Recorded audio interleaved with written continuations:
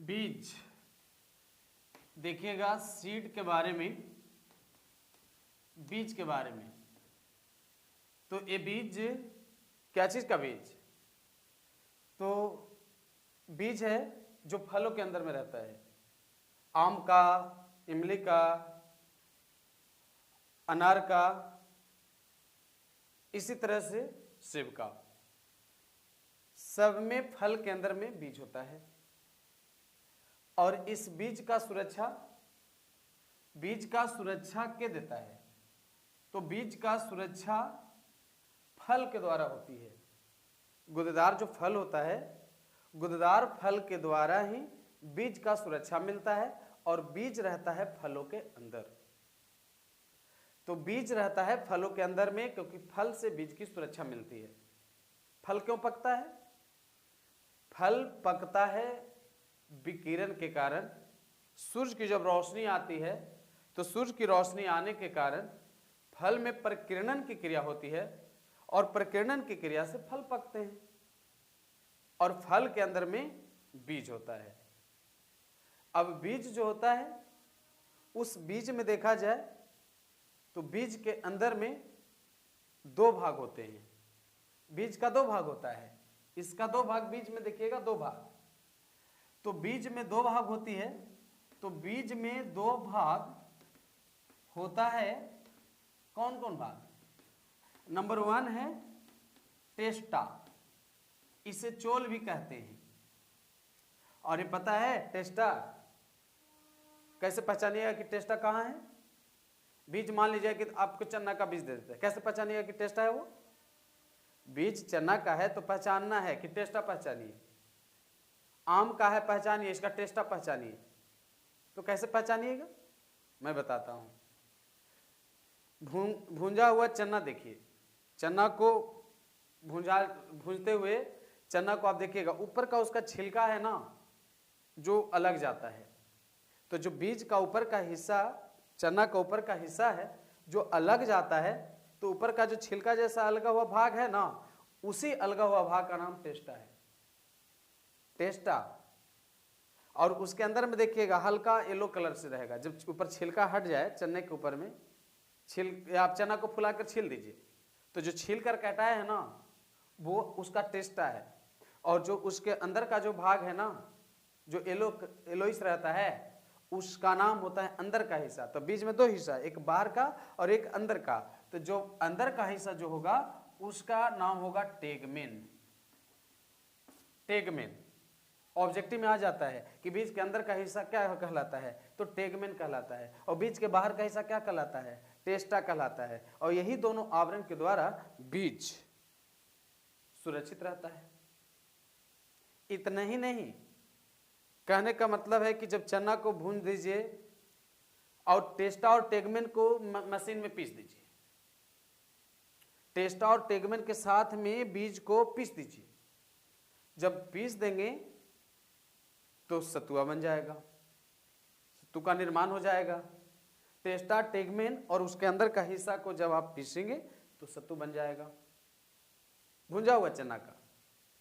किंतु कच्चा रूप, चना के कच्चा रूप को जब पीसिएगा और सिर्फ छिलका हटा करके पीसिएगा, मैं फिर से दोबारा बताना चाहेंगे, बीज को गर्म करके टेस्टा और टेगमेन के साथ पीसते हैं तो सत्तू बन गया।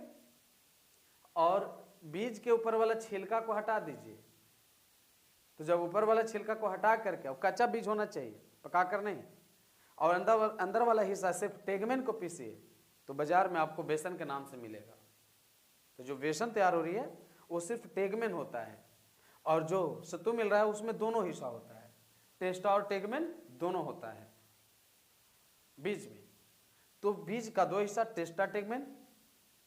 इसके अतिरिक्त होता क्या है कि जब उस बीज को जब मिट्टी में डालते हैं तो मिट्टी में नमी के कारण, बीज को जब मिट्टी में डालते हैं तो मिट्टी में नमी के कारण उसका ऊपर का हिस्सा जो है, ऊपर का हिस्सा है जो क्या होता है, फूल जाता है, और फूल करके छिलका लग जाता है। और जब हवा और सूर्य की रोशनी जब पहुंचती है ना, तो हवा और सूर्य की रोशनी के कारण ऐसे देखे होंगे कि मौसम भी बदलता रहता है। जैसे बिजली का चमकना भी बीज के अंकुरण के लिए लाभप्रद है। जब बिजली चमकता है तो बिजली को चमकना बीज के अंकुरण के लिए काफी अच्छा माना गया है। क्यों? क्योंकि जब सूर्य का रोशनी मिलती है तो सूर्य की रोशनी मिलने से फलों में परिकिरण तो हो जाता है, किंतु कुछ इसमें और भी कारक की आवश्यकता होती है जो बीजों के रोपने के बाद बिजली को चमकने से प्राप्त होता है। और बिजली जब चमकता है तो गामा किरणें निकलती है, अल्फा बीटा गामा किरणें। ये तीनों को कंपैरिजन करेंगे ना तो गामा किरणें का वेधन क्षमता कई गुना अधिक होती है। और गामा किरणें जैसे ही मिट्टी के अंदर प्रवेश करता है कि बीजों का अंकुरण शुरू हो जाती है। तो बिजली को चमकना जरूरी है क्योंकि उससे मिलता है गामा किरणें। तो गामा किरणें के द्वारा बीजों का अंकुरण होती है और यह किरण आर्टिफिशियल रूप से भी तैयार की जाती है। तो आर्टिफिशियल रूप से जैसे बीजों के अंकुरण में, तो बीजों के अंकुरण में कौन सी किरण? Gamma rays. गामा रेज की आवश्यकता हुआ तो गामा अंकुरण में गामा रेज की सहायता मिला। और ये गामा रेज बीजों के भंडारण में भी मदद करता है। बनावटी ढंग से इसको तैयार किया जाता है। जहां बीजों का रख रखाव की जाती है ना गोदामों में, जहां गोदाम बनाया जाता है, जहां अनाजों का भंडारण की जाती है, तो अनाजों का भंडारण जहां की जाती है वहां कौन सी किरण पूछा गया है ऑब्जेक्टिव में कि किस किरण की आवश्यकता होती है जब बीजों का अंकुरण, बीजों का भंडारण गोदामों में की जाती है। Food corporation of India FCI में बीजों का रख रखाव की जाती है। बहुत सारे कोल्ड स्टोर है जो निजीकरण है, वहां पर बीजों का रख रखाव की जाती है, भंडारण स्टोरेज समझते हैं ना। तो वहां पर कौन सी किरण की जरूरत होती है? गामा किरण के द्वारा। और ये गामा किरण इतना ही नहीं लाभप्रद है, क्योंकि जानते हैं कि बीज का लाभ है नई प्रजाति को लाने में। तो बीज के द्वारा कैसी प्रजाति? नई प्रजाति। तो बीज के द्वारा जब नई प्रजाति तैयार की जाती है तो नया प्रजाति का मतलब वो बीज का अंकुरण से गाछ नहीं, उन्नत किस्म का, पहले जितना अच्छा था उससे कई गुना अच्छा किस्म विकसित करने के लिए। तो अच्छे किस्म को तैयार करने के लिए, अच्छे किस्म वाला पौधे को तैयार करने के लिए पहले वाले किस्मों से ही तैयार की जाती है। किंतु जीन जो DNA में होता है, जीन को बदलाव करने के लिए, जीन को परिवर्तन करने के लिए कौन सी किरण की आवश्यकता होती है? गामा किरण का। याद रखिएगा, गामा किरण के द्वारा जीन में बदलाव होती है जिसके कारण बीज से नई प्रजातियां आती है और नई प्रजाति को लाने में बीज की योगदान है। और बीज का अंकुरण और बीज का भंडारण में कोई सहायक है तो उसका नाम गामा किरण है। साथ ही साथ अब मिट्टी में कौन सी ऐसी पोषक तत्व की आवश्यकता है जिसके कारण वो मिट्टी के अंदर बीजों का अच्छे ढंग से विकास हो, बीज अच्छा से ग्रोथ कर सके, बीज का डेवलपमेंट सही हो, बीज अच्छे ढंग से डेवलप करते और अगला वृक्ष जो बने।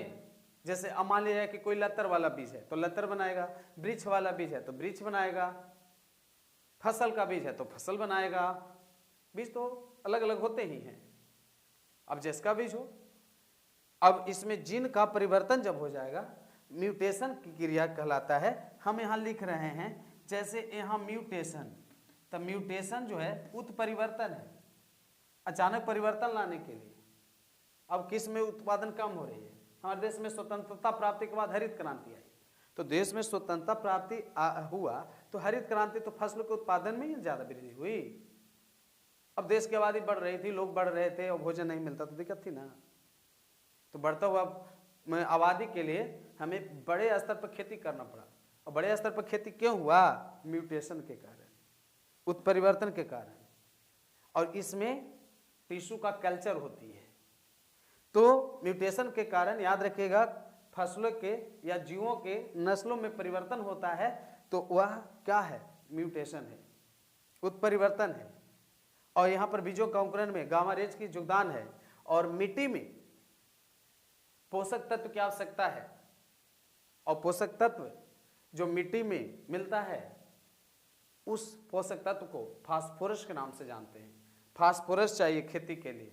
खादों का छिड़काव किसान लोग करते हैं, बड़े भूभाग पर खेती की जाती है, तो बड़े भूभाग पर जब खेती की जाती है तो किसान लोग क्या करते हैं, खाद का छिड़काव करते हैं। तो उस खाद से क्या मिल जाती है, फास्फोरस। याद रखिएगा, फास्फोरस है जो टेस्टा पर क्रिया करता है और टेस्टा को हटा देता है, जिसके कारण अंदर से टेगमन द्वारा अंकुरन होती है। फिर देखिएगा कि उस बीज को आप अच्छा से अध्ययन कीजिए, तो बीज को अच्छा से अध्ययन कीजिएगा तो बीज के अंदर में, चना कहीं मैं उदाहरण ले रहा हूँ, तो देखिएगा छिद्र रहता है।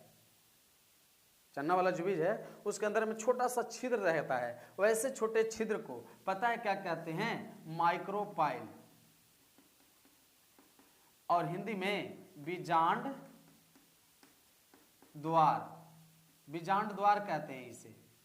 अब समझ जाइए कि इसे बीजांड द्वार कहते हैं। बीज के अंदर में छोटा सा छिद्र होता है जिसको कहते हैं बीजांड द्वार, उसके द्वारा सारा पोषक तत्व बीज के अंदर प्रवेश कर जाता है और बीजों से गाछ बनना शुरू हो जाता है। तो बीजों से गाछ बनना शुरू होता है क्योंकि बीजों के अंदर में छोटा सा छिद्र होता है, और इसे छोटा छिद्र को माइक्रोपाइल कहते हैं। हर एक ऑब्जेक्टिव को पकड़ने के लिए ध्यान देना पड़ता है। तो बीजांड द्वार क्या है, बीजों के अंदर में छोटा सा छिद्र है, और उस छोटा सा छिद्र को बीजांड द्वार कहते हैं, इंग्लिश में से माइक्रोपाइल कहते हैं। तो बीजों को उगाने के लिए मिट्टी में फास्फोरस की आवश्यकता है। फास्फोरस के उगाने में ही आवश्यकता नहीं है, जहां भंडारण की जाती है, जहां भंडारण की जाती है अनाजों का, उसके ऊपर लेप लगा दिया जाता है। लेप क्यों लगाई जाती है बीजों के ऊपर? अब लेप लगाने से फायदा होती है। जैसे अब मान ले जाए कि किसी को आप ड्रामा करवाते हैं तो खूब उसको बताइए, पाउडर लगा कर नाक मुंह का चेहरा का जितना भी बताइए, पहले का जो क्वालिटी है चेंज कर दीजिए। पाउडर लगाने से हो जाता है कि उसके अंदर की भावनाएं वही रहती है, अंदर का क्वालिटी वही रहती है, किंतु बाहर से देखने में पता चलता है कि कोई और वेशभूषा में वो है। किसी को सुदामा जी का रोल दे दीजिए, किसी को कृष्णा जी का रोल दे दीजिए, तो बनावटी चेहरा लाना पड़ेगा ना उसको। तो उसी तरह से चने के ऊपर में फास्फोरस लगा दो, तो फास्फोरस लगा देने से वो चना ऊपर से देखने में लगेगा कि उस पर पाउडर डाला हुआ है, लेकिन वो पाउडर करता क्या है, वो पाउडर क्या करता है, पाउडर का काम है बाहर के नमी को अंदर नहीं जाने देना और अंदर के नमी को बाहर नहीं जाने देना। तो जब दोनों के बीच लेन देन बाधित रहेगा तो वहां पर बताइए बैक्टीरिया नहीं पनप पाएगा, कीट नहीं पनप पाएंगे और बीज अधिक समय तक रहेगा। तो बीज के ऊपर में लेप लगा देने से बाहर का नमी अंदर तक या अंदर का नमी बाहर तक नहीं जा पाता है, इस कारण बीज खराब नहीं होते हैं। किसके द्वारा? फास्फोरस। याद रखना है किसके द्वारा? फास्फोरस। तो फास्फोरस के द्वारा बीजों का रखरखाव भी की जाती है और बीजों का अंकुरण के लिए मिट्टी में भी फास्फोरस की आवश्यकता होती है, तब जाकर के बीज का विकास होता है। अब ये बीज का विकास में कितना बड़ा योगदान है, क्या चीज का? प्रकृति का। हमने बताया कि इसमें बाहरी आवरण टेस्टा, अंतर्भागम टेगमेन, अंकुरन होती है गामा किरण के माध्यम से, बीजों से नई प्रजातियां आती हैं, उसमें नया किस्म लाना है तो म्यूटेशन हो जाता है, उसमें माइक्रोपाइल जो छिद्र होता है उसे माइक्रोपाइल कहते हैं, हिंदी में इसे बीजांड द्वार कहते हैं। इसे भंडारण एवं मिट्टी में डालते समय फास्फोरस की आवश्यकता होती है। किंतु जब उस बीज से बन जाए गाछ, उसका लतर बन जाए, तो पता है नाइट्रोजन की आवश्यकता हो जाती है।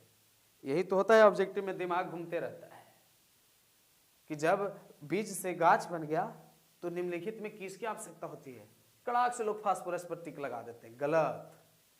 नाइट्रोजन ये तो रख रखाव और अंकुरन के समय में फास्फोरस की योगदान हुआ। वह जब गाछ बन गया तो उसका विकास के लिए नाइट्रोजन की आवश्यकता होती है। तो बीज किस तरह से कार्य करता है ये आप देख रहे हैं, मगर बीज को बनने की क्रिया कहां से शुरू होती है, इसको भी तो जानना है ना कि आखिर बीज बनता है किससे। तो ऑब्जेक्टिव में आएगा तो बीज का जो निर्माण होती है वो बीज का निर्माण बीजांड द्वार द्वारा होता है। बीजांड द्वारा क्या बनता है? बीज। बीजांड निम्नलिखित में क्या बनाता है? बीज। याद रखना है, बीजांड से बीज बनता है। और ये बीजांड से बीज कब बनता है? जब हवा, जल, कीट, पक्षी, चमगादड़ द्वारा परागन होता है।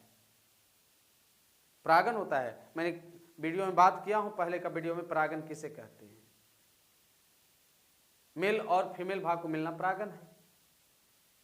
पुष्पी पौधों में पुष्प का मेल भाग और पुष्प का स्त्री भाग जब दोनों आपस में मिलते हैं तो परागन होता है, तबे जाकर बीजांड बन जाता है क्या? बीज। तो बीजांड बीज में बदल जाता है, तो बीजांड से ही बीज बनता है। और बीज में 2 आवरण होता है। तो बीज का निर्माण निम्नलिखित में किसके द्वारा होता है? बीजांड द्वारा। और जब बीज बन जाता है तो उसके अंदर में भ्रूण होते हैं।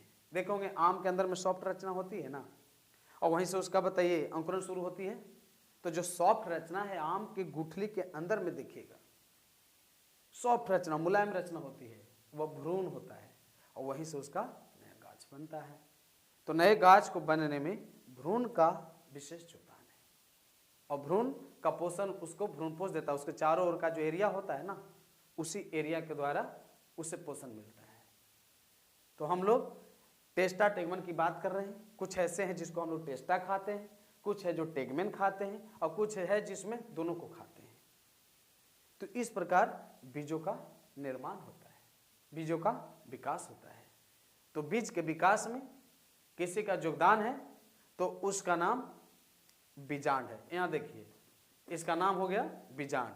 तो याद रखिएगा, एक बार फिर से मैं बताना चाहूंगा, अंकुरण के लिए गामा किरणें बीज से नई प्रजाति, नए किस्में, नई उत्पादन, म्यूटेशन द्वारा बीज के अंदर में जो छिद्र होती है उसका नाम माइक्रोपाइल होता है। हिंदी में बीजांड द्वार कहते हैं। ये आप देख सकते हैं, उसके अंदर में छिद्र होती है। फास्फोरस की आवश्यकता है, फास्फोरस का लेप लगा करके भंडारण किया जाता है। पूछता है कि भंडारण में निम्नलिखित में किस तत्व की आवश्यकता होती है, तो आप फास्फोरस पर टिक लगाइए। बीज का विकास कहाँ से होती है, तो बीजांड द्वार द्वारा होता है। बीजों से क्या लाभ होती है, तो बीजों से लाभ होता है नई प्रजातियों को विकसित करने में। और बीजांड तभी विकसित होगा जब परागन की क्रिया होगी, और परागन की क्रिया से ही बीज का निर्माण होगा, क्योंकि बीजांड बदल जाता है बीज में।